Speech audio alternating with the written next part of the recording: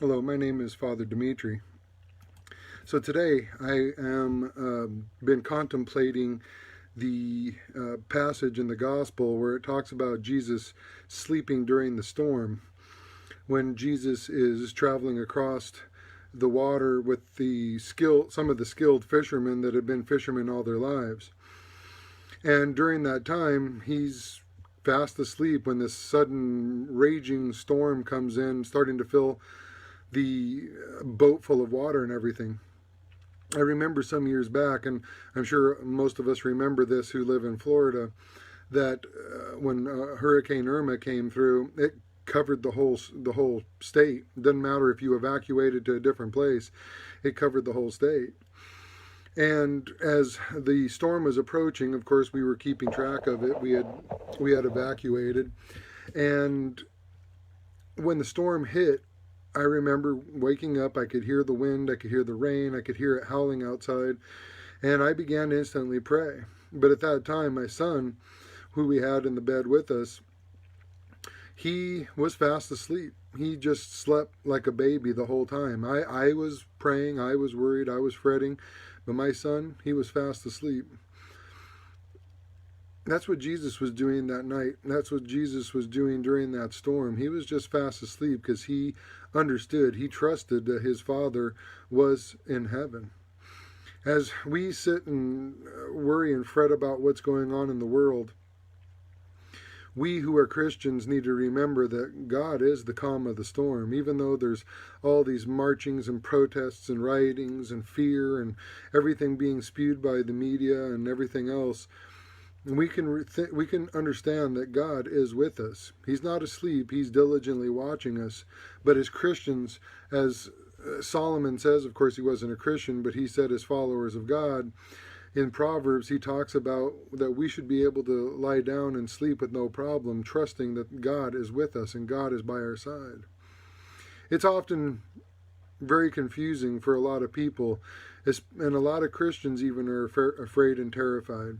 But there's nothing that God doesn't know that's going on. Everything that's going on right now, God's in control. I believe it. That's my belief. I believe that there is a million different paths to get where we're going.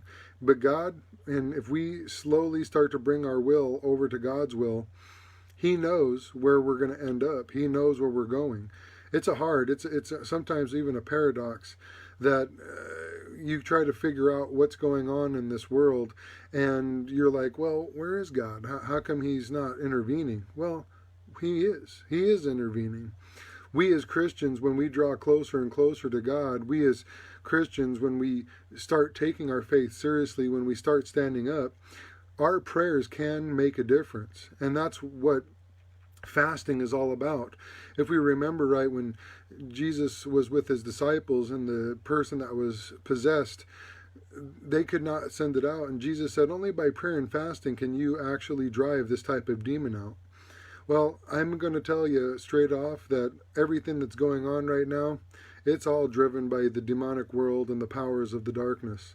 And we who live in the light, we who are believers in the light of God, we who believe that He created light out of the darkness, that we are going to be victorious in the end.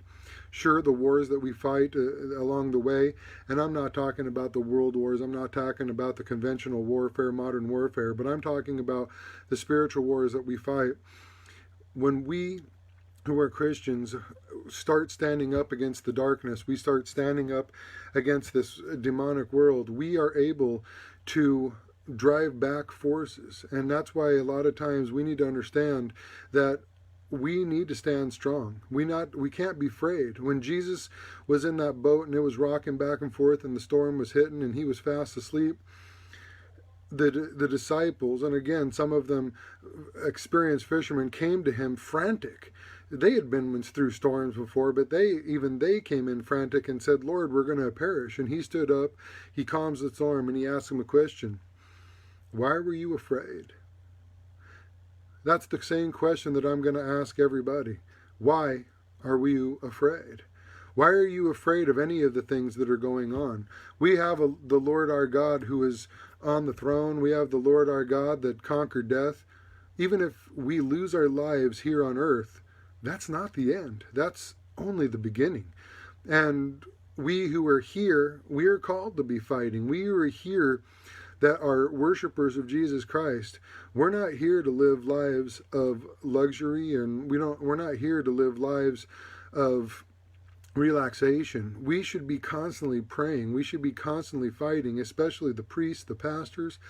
That's our job. That's our job, to keep pointing people towards the direction of salvation and towards the job, towards the understanding of who God is. Do we have time to understand who God is completely in our lives? Not even if I live to 80 or 90, if that's what the Lord allows me to live. There's no way I can know the infinite in that short amount of time. But I sure want to take my path towards God, towards understanding who He is, so that way I can understand as much as I can, because if I have to give up my life, I want it to be filled with sacrifice for those who need more time to find what I have.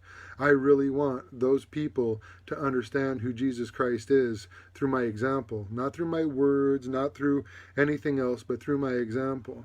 I'm going to be the best Jesus I can be, and I'm going to be the light of the world as best as I can, because the love of the Lord is within me, and I hope that I'm going to share that with everybody I encounter. So God bless you and protect you, and again, fear not, for the Lord our God is still in control. Have a good day.